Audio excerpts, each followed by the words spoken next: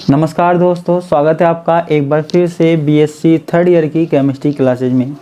हमारा जो आज का टॉपिक है वो है सरल आवर्ती दोलक, या इसको हम बोलते हैं सिंपल हार्मोनिक ऑसिलेटर। ठीक है, हमको क्या बताना है ज़रा ध्यान से सुनिएगा। ये एक मोस्ट इम्पोर्टेंट टॉपिक है। हमारे पास दो परमाणु हैं जो आपस में बंधे हुए हैं, यानी कि दो परमाणु आपस में मिलकर किसी अणु का निर्माण करते हैं। ठीक है, तो हमको ये बताना है कि जो दो परमाणु आपस में जुड़े हुए हैं, मान लीजिए ये देखिए दो परमाणु हैं, ठीक है, आपस में जुड़े हुए हैं। ठीक है, हम मान सकते हैं कि दो परमाणु आपस में उसी तरीके से जुड़े हुए हैं जैसे किसी स्प्रिंग से दो बॉल। ठीक है, ऐसे ही दो परमाणु जुड़े हुए हैं। अब देखो, जो हमारे पास एक परमाणु है इसका जो द्रव्यमान है वो है m1। ठीक है, और जो दूसरा परमाणु है इसका द्रव्यमान क्या है, m2। ठीक है, ये हमारे पास क्या है, द्विपरमाणुक अणु है। क्या है, द्विपरमाणुक अणु है। और द्विपरमाणुक अणु में हम क्या कह सकते हैं, द्विपरमाणुक अणु में मैं लिख देता हूं, द्विपरमाणुक अणु में दो परमाणु, कौन सा, एक ये और एक ये। ठीक है, द्विपरमाणुक अणु में m1 और m2 दो परमाणु हैं जिनका द्रव्यमान क्या है, m1 व m2। द्रव्यमान m1 व m2 द्रव्यमान के दो परमाणु स्प्रिंग जैसे बल से बंधे हुए हैं, के दो परमाणु स्प्रिंग जैसे बल से बंधे हुए हैं, बंधे हुए हैं। ठीक है, दो परमाणु हैं, एक का द्रव्यमान है m1 और एक का द्रव्यमान है m2। हम इनको मान सकते हैं कि दो परमाणु आपस में स्प्रिंग द्वारा जुड़े हुए हैं। किस तरीके से जुड़े हुए हैं, स्प्रिंग के द्वारा जुड़े हुए हैं, एक ये एक ये। अब हम मान लेते हैं इस परमाणु और इस परमाणु के बीच की जो दूरी है उसको हम मान लेते हैं r0। ठीक है, यहां से लेके यहां तक की दूरी को क्या मान लेते हैं, r0। अब देखो मैंने किया क्या, ये जो परमाणु है और ये जो परमाणु है इनको मैंने इस तरीके से खींचा, क्योंकि इनके बीच में जो बंध है ना वो स्प्रिंग जैसा बंध है। तो मैंने इन दोनों को क्या किया, इस तरीके से खींचा। तो जब हम खींचेंगे तो ये किस तरीके से आ जाएंगे, ये ऐसे दूर आ जाएंगे। ठीक है, स्प्रिंग से खींचते हैं जब भी ऐसे ही होता है ना। तो अब हम मानते हैं कि जो पहले दूरी इनकी r0 थी, अब वो क्या हो गई, r हो गई। ठीक है, यहां हमारे पास क्या है, इनका द्रव्यमान केंद्र है, इनका मध्य का बिंदु है। क्लियर है। ठीक है, अब देखो यहां बिल्कुल बीचों बीच इनका केंद्र बिंदु है, द्रव्यमान केंद्र है। तो मैं ये मान लेता हूं कि यहां से यहां तक की दूरी क्या है, r1 है। ठीक है, r1 है। और यहां से इस केंद्र बिंदु से लेकर और यहां तक की दूरी क्या है, r2 है। r1 है और r2 है। ठीक है, अब मैं इसकी डेरिवेशन सॉल्व करता हूं, तो जरा ध्यान से देखिएगा। देखो साम्यावस्था में क्या होता है, साम्यावस्था में, साम्यावस्था कौन सी, ये वाली। साम्यावस्था में दोनों परमाणुओं के मध्य की दूरी, दोनों परमाणुओं के मध्य की दूरी क्या है, r0 है। ठीक है, दोनों परमाणु के मध्य की दूरी क्या है, r0 है। क्लियर है बच्चों। अब देखो आगे की हम बात करते हैं। ये यहां से लेके यहां तक की दूरी क्या है, r0 है, मैंने आपको बताया। ठीक है, अब दोनों परमाणुओं को दूर दूर कर दिया, तो मैं लिख सकता हूं कि दोनों परमाणुओं को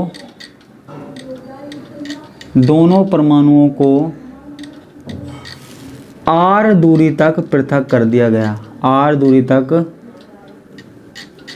पृथक कर देते हैं, पृथक कर देते हैं। ठीक है, यानी कि इतना हमने क्या है, खींच दिया, इतना हमने क्या किया, खींच दिया इन दोनों को। ठीक है, अब देखो हमको एक बात पता होनी चाहिए, देखो हमारे पास यहाँ पर जब हम खींचते हैं और खींचने के बाद जब वापस से छोड़ते हैं तो यहाँ पे एक बल काम करता है। ठीक है, यहाँ पे एक बल काम करता है जिसको हम लिखते हैं F से। क्या काम करता है, बल काम करता है। अब ये जो बल होता है ना वो किसके समानुपाती होता है, वो होता है विस्थापन के समानुपाती होता है। किसके समानुपाती होता है बच्चों, विस्थापन के। विस्थापन मतलब जैसे हमारे पास ये दूरी थी पहले दो परमाणु के बीच में, हमने इसको खींच दिया तो ये कितनी दूरी हो गई, इतनी दूरी हो गई। ठीक है, इतनी दूरी हो गई, यानी कि विस्थापन कितना हुआ, यहाँ से लेके यहाँ तक। पहले इतनी दूरी थी, मान लो ये दूरी कितनी थी हमारे पास 5, पहले इतनी दूरी क्या थी 5, और अब मैंने इनको खींच दिया तो इनके बीच की दूरी क्या हो गई 8। ठीक है, तो कितना विस्थापन हो गया, 8 - 5 3। ठीक है, तो उस विस्थापन के क्या होती है, समानुपाती होता है बल। ठीक है, तो यानी कि R - R0। ठीक है, यानी कि कितना विस्थापन हुआ। ठीक है, अब देखो विस्थापन हो रहा है इस दिशा में लेकिन बल लगता है इस दिशा में। ठीक है, विस्थापन होता है इस दिशा में लेकिन बल लगता है ऐसे, ऐसे तो लगता है।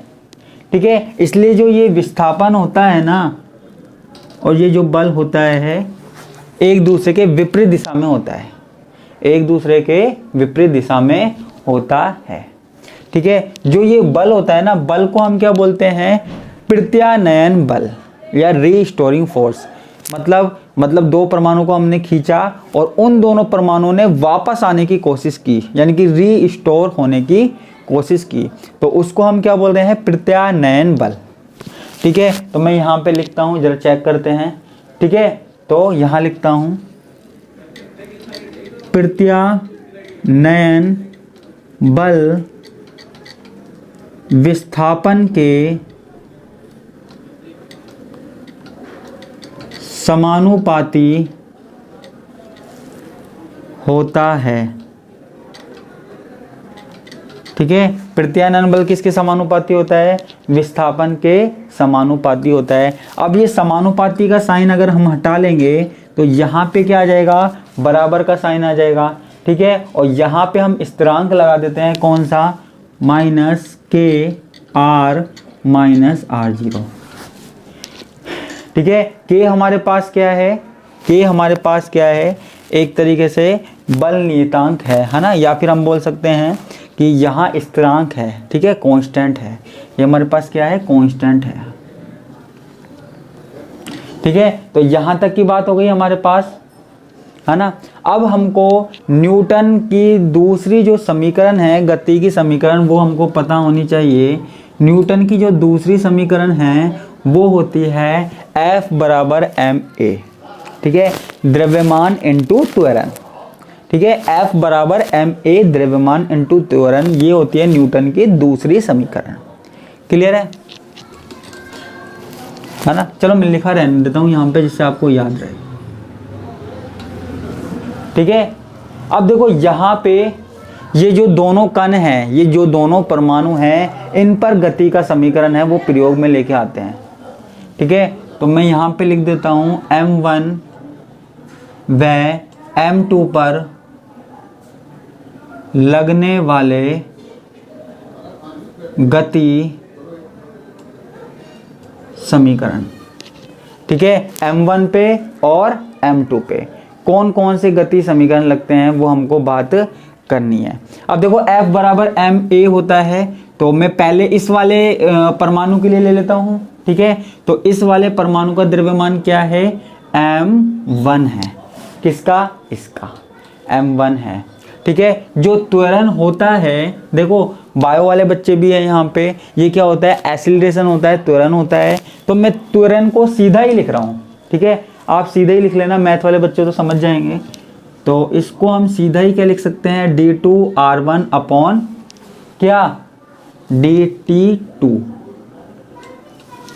है ना, समय और दूरी, है ना, किस में आ जाती है, त्वरण में आ जाती है। तो मैं इसको ऐसे भी लिख सकता हूं। अब देखो ये भी हमारे पास क्या है, f है पूरा का पूरा, द्रव्यमान इंटू त्वरण, और ये भी हमारे पास क्या है, f है। तो मैं इसको इसके बराबर लिख सकता हूं, ठीक है। तो मैं यहाँ पे लिख सकता हूं -KR-R0, ये लिख सकता हूं, मैं लिख सकता हूं, नहीं लिख सकता। इसको मैंने दे दिया समीकरण नंबर 1। क्लियर है, क्या लिख दिया मैंने, समीकरण नंबर 1। ध्यान से चलना।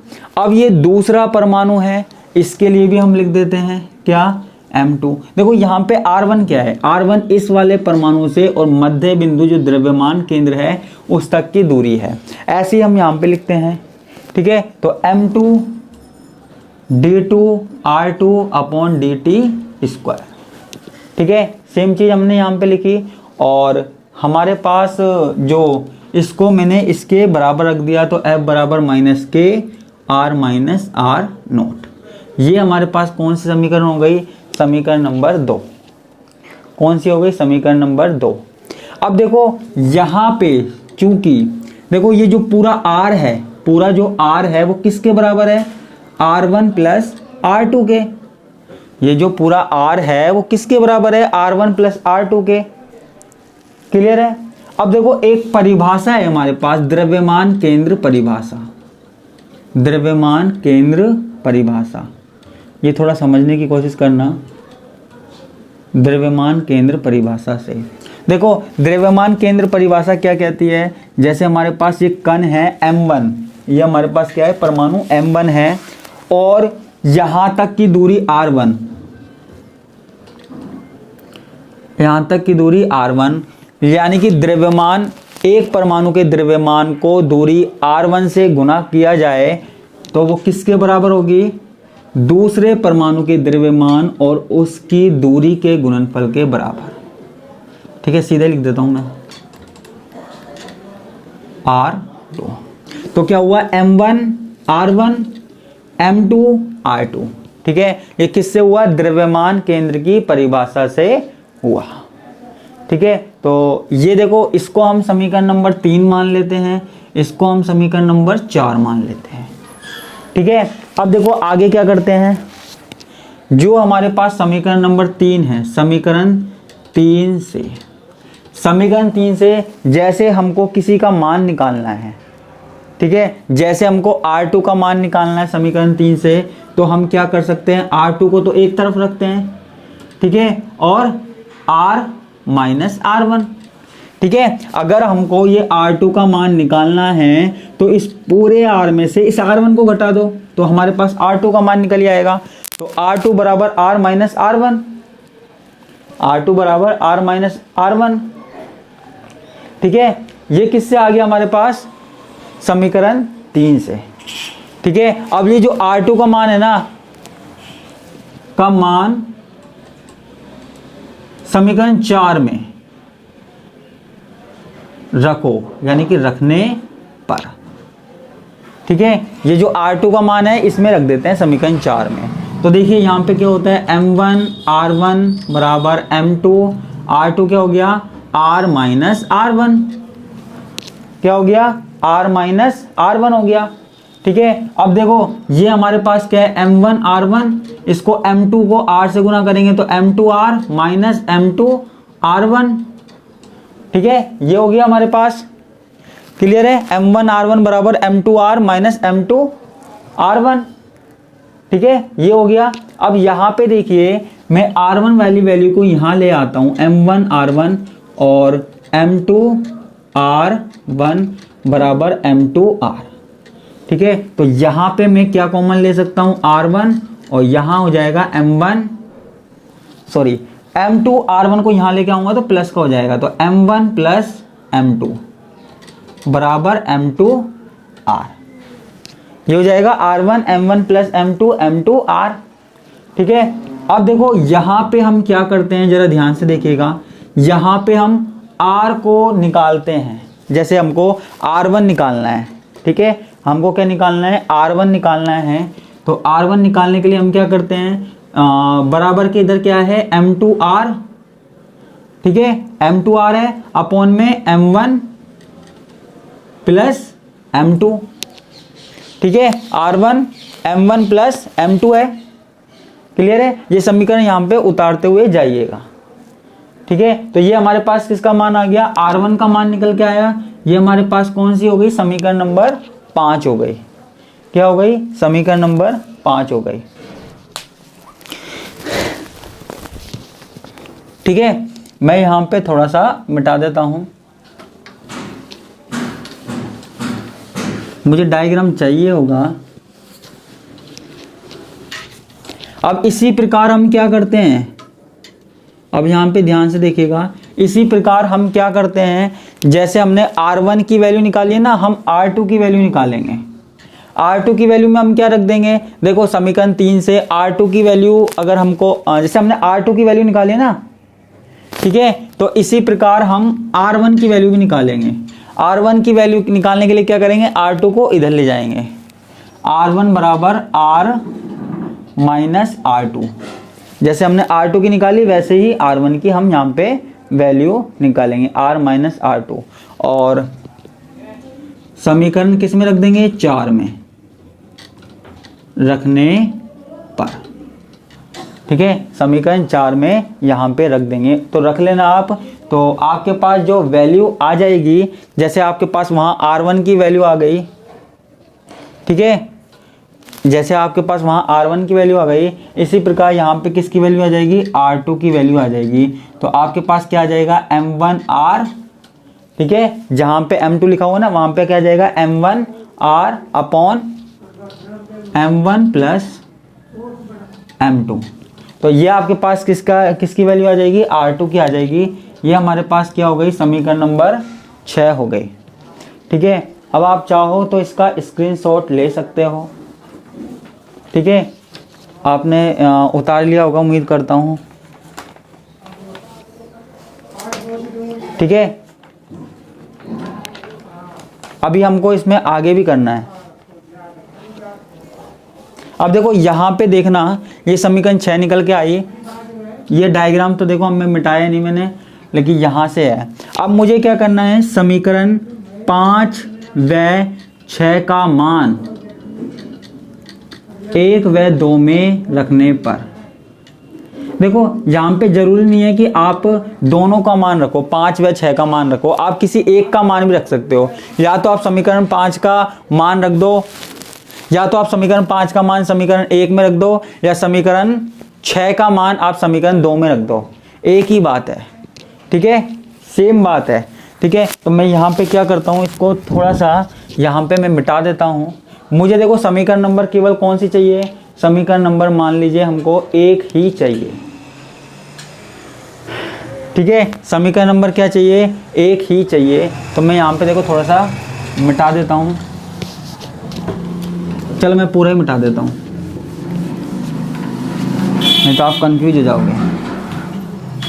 देखो समीकरण 5 थी हमारे पास और समीकरण 6 थी, इनका मान कहाँ रखना है, समीकरण 1 और 2 में, ठीक है। तो हम रख दें, तो हम रख देते हैं समीकरण 5 का मान, ऐसे लिख देता हूँ मैं, समीकरण 5 का मान व 6 का मान 1 व 2 में रखने पर। तो समीकरण 5 का मान 1 में रख रहे हैं, ठीक है। तो यहाँ पे जरा देखिएगा ध्यान से, क्या हो जाएगा, M1 तो हमारे पास पहले से था, D square upon dt square, ठीक है। R की तो वैल्यू रखनी है, हमें क्या करना है, R की तो वैल्यू रखनी है, तो R की वैल्यू रख देते हैं M2 upon M1 plus M2 R, ये ब्रैकेट में ऐसे ही है, बराबर माइनस के, इसकी अब कोई जरूरत है ही नहीं, R माइनस R0, ठीक है, क्या है, R माइनस R0, ठीक है।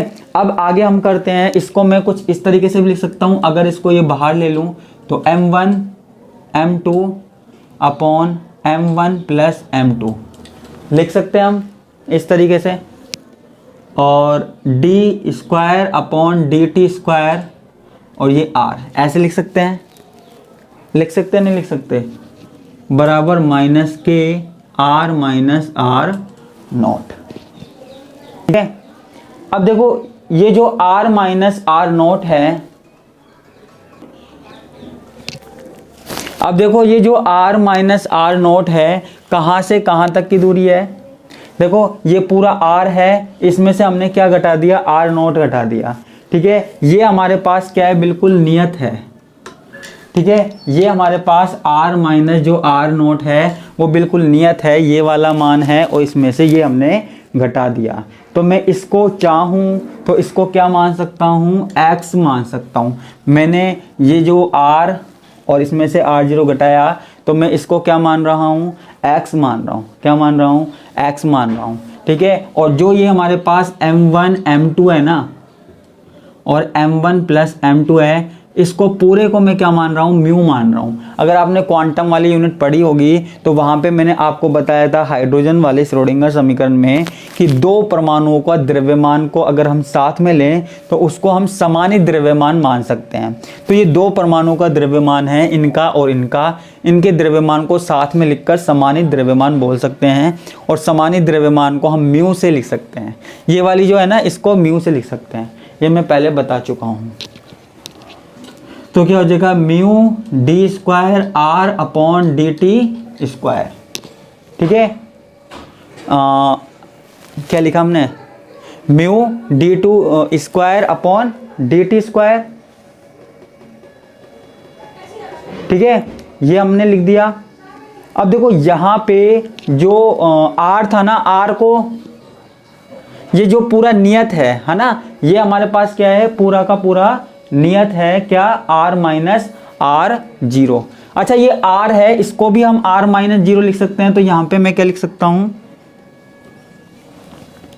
x लिख दिया मैंने। ठीक है, x लिख दिया। ठीक है, ये पूरा नियत है।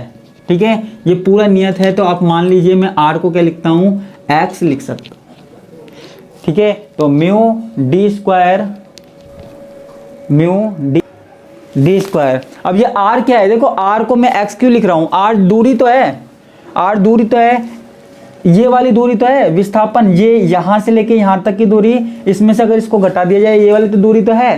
तो इसको मैं क्या मान रहा हूँ, x मान रहा हूँ। ठीक है, इसको मैं x मान रहा हूँ। ऐसे ही यहाँ पे हमारे पास क्या है, माइनस के r माइनस आर नॉट।